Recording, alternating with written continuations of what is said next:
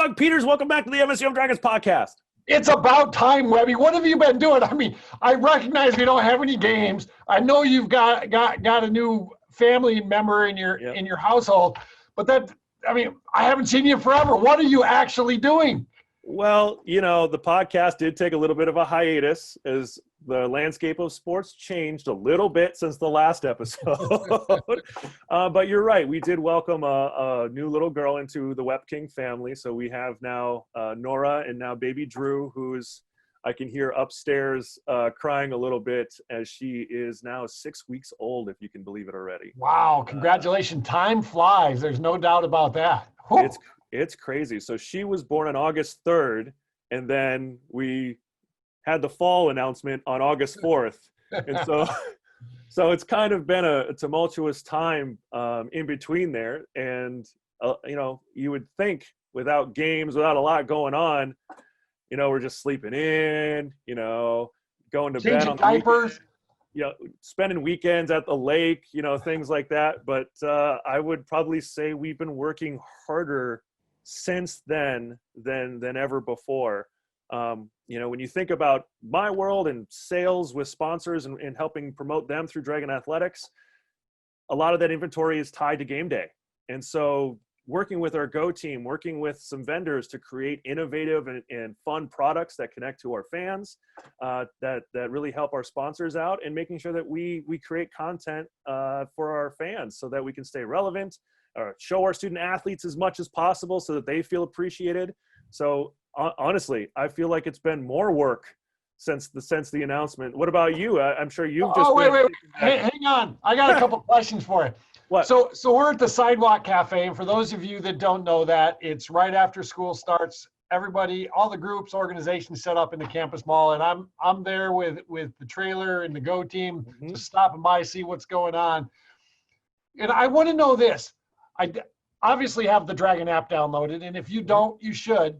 And Webby and Becky Barth are out there promoting it to our new freshmen, and they're downloading it, and there's a scratch game. Yeah. And I want to play the scratch game. So I want to know, Webby, what would you have done when I played the scratch game, if I would have won the grand prize? What would you have done? I have admin rights to just go and erase that entire history. So you are not eligible, sir. Stop it. I know it's fun to play. When someone says scratch game, you got to play, right? So the Dragons app is easily the number one way that we're going to communicate with our fans. So if you don't have it, you have to get it. We're doing things like showing the Dragon Way show on it, and we're including some non-athletic events like homecoming events on there too, so you can still gain points for check-ins and such. And even if you're not on campus, you can check in while you're watching things. But there's the new prize portal, which you're talking about, and it's got scratcher games where you can win bookstore prizes, you can win Papa John's prizes, and those will continue to rotate. We're working on getting some really big things in there. So you can hop in there, and there's weekly ones. So you can scratch every day for a chance to win. And even if you lose, you're going to get a great coupon.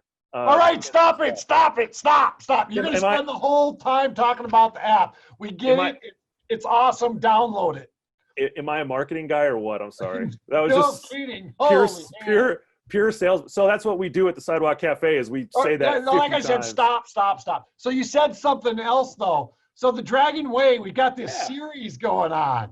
Yeah, I don't know if anybody's ever produced a brand new show from nothing, but that's what we've been spending a lot of time on to continue to be on TV, be in front of our fans, working with the football coaching staff, which, kudos to them. They've helped us along the way with that project. And it's called the Dragon Way. It's about the path of Dragon football and the process of Dragon football to becoming the successful program that it is now under Steve Lockway. If you look over Webby's shoulder, it's going on the TV. Shameless marketing guy, dude. This is I'm champion of Dragon Pride. We own Dragon Pride. It's everywhere. We aired the last show on Tuesday, or the first show on Tuesday, and so it recaps the best games from the Lockway era. So we just did the 2015 Augie game, which was the first time we've beaten Augie in a long time, and it had that weird take the intentional safety at the end moment that Kevin Cook proposed as a first-year coach with Steve Lockway, and to hear him and bring him into the show and they go back and forth about it was really kind of a cool thing to see.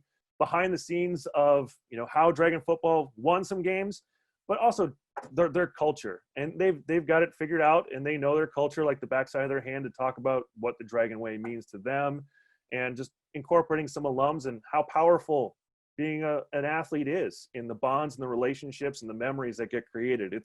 It's a really neat show, and we're going to keep doing it. We got 5 more episodes to go. The next one is the 2013 paddle game against the University of Mary next Tuesday. So I'll be excited to welcome, I think we're going to get Ambrose and Jiskra back for that one as our special guest. So that'll be a fun one to do for sure. That will be awesome. It's fun to be able to go back in the history. And I know the Go team's got lots of different ideas of things they're working on, because as you mentioned, we are in a time of no sports, and that part is a little bit challenging. And hey, I'm definitely missing my Dragon sports, and I wish I got to watch games. It's a lot of fun, though, to go back and watch the history and see what's happened. I've been enjoying the Throwback Thursdays that Tom has been doing. Some of the interviews, the interview with Dixon, who's now an OBGYN. I still remember when she played softball because somebody got hurt, and she's out there at shortstop. It's awesome to see where our student athletes are at today that we've been around in the past. Yeah, used to share a bus with Betsy Dixon when back in the playing days of Webby. And now we're talking about your kids and that she's a doctor. Okay, we'll just leave that one right where it's at. But I encourage everybody that's listening, there is some fantastic content out there that we've got the time to create and share right now, because we aren't playing games. Yeah. And it's really difficult, Webby. I'm not sure what you did this past Saturday. Many of you know that I used to be the athletic director at Valley City State, and Valley City State kicked off their football season on Saturday at 1 o'clock, and I watched the first half. And it was odd. I get the SEC playing, and I get the Big 12 playing, and it's challenging when we've decided to not play at NCAA Division II, and you've got the big schools playing. You've got the high schools in North Dakota and South Dakota playing. You got the NAI playing. Yeah, because now you've got some free time. You're actually catching a few soccer games. And I heard you're quite good at getting the balls back in bounds. Aren't you? Yeah. We'll just stay away from that. But it is awesome. It is fun to cheer on the Spuds right now and watching the success their fall sports are having. And it'll be interesting, too, to see. I know the Minnesota State High School League has called a special meeting next week, and what is going to come out of that meeting. There's lots of conversation and lots of pressure around sports right now. There's pressure if you're not having sports. There's pressure if you are having sports. And where we ended up in the Northern Sun and NCAA Division II is NCAA Division II canceled their fall championships. It just didn't feel like it was reasonable or feasible to play championships this fall. And the NSIC followed suit, and it was a hard decision. But I also felt like it was a decision that we needed to make for the health and the safety of our student athletes as you jump into it on that side. And at the same time, I didn't feel like I felt like we struggled a little bit in the timeline of making that decision. And so it was a little bit of a yo-yo for our student athletes. Are we going to play? Are we not going to play? Here we are, we're working out, we're preparing like we are, and then pulled the rug out. And so that part was challenging. And as we look forward to it, and we hit a couple different things when people ask, well, how come the big schools can play? How come the NAI play? How come high schools are playing? And part of it comes down to we're all part of different governing bodies. And so the governing bodies that the Dragons get to work with are the state of Minnesota and the Minnesota State University system, the NCAA and the NSIC. And I think did you watch any college football this past weekend, Webby? A little bit. Just a little bit. A little bit. Fair enough. So Duke, Notre Dame. And so it was just interesting to watch the protocols and the things that those two schools did, because everybody reported on it, that those two schools did about making sure the student athletes could compete safely. And so when you start looking at the number of tests and all of those things that go on, that's a major challenge for us in small college athletics when we start just looking at the testing side. So the state of Minnesota says you don't need to get tested unless you're displaying symptoms or you've been in high contact with someone. And just the availability of tests creates a little bit of an issue too, is the NCAA is saying, if you're going to compete against other schools, you have to test and get the results within 3 days of the game.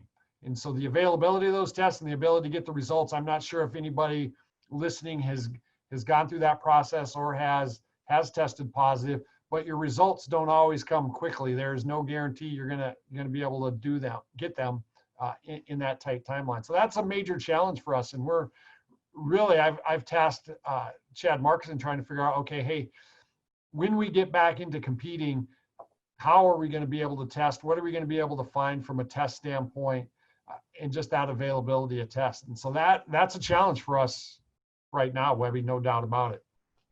Yeah, it's funny because like you said, I watched the games, but I wasn't really watching the games. I was watching who was wearing masks.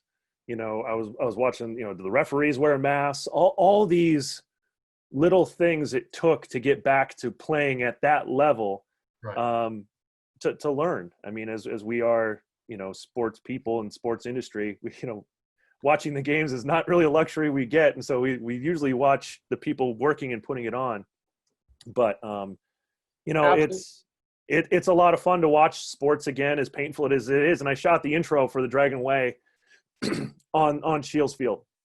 And I'm standing there with a camera in my hand, and it's just quiet in the middle of September.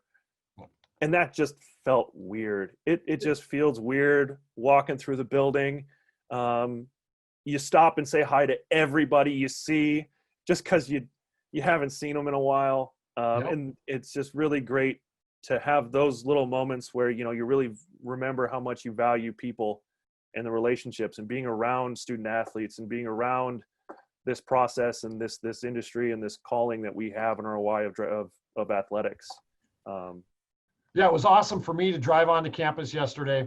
I've been coming to campus for a while, and it's been pretty desolate on this side of campus, at least outside. And so to pull up and see the soccer team outdoors practicing, and they got their bright red jerseys, and they're running around, and there's balls going.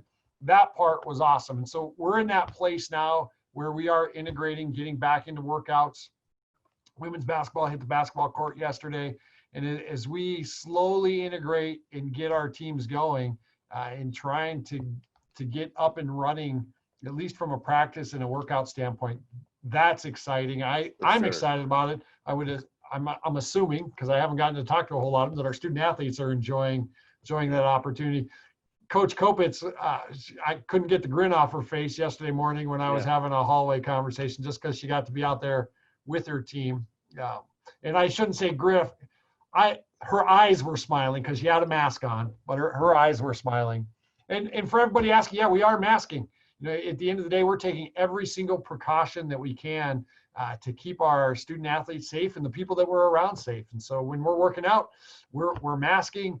We've got some protocols about taking masks off. But right now in the place that we're at, we are keeping masks on for all of our workouts and everything that we're doing. Because if there's something preventative we can do, we're willing to do it so that we can keep practicing and keep working out.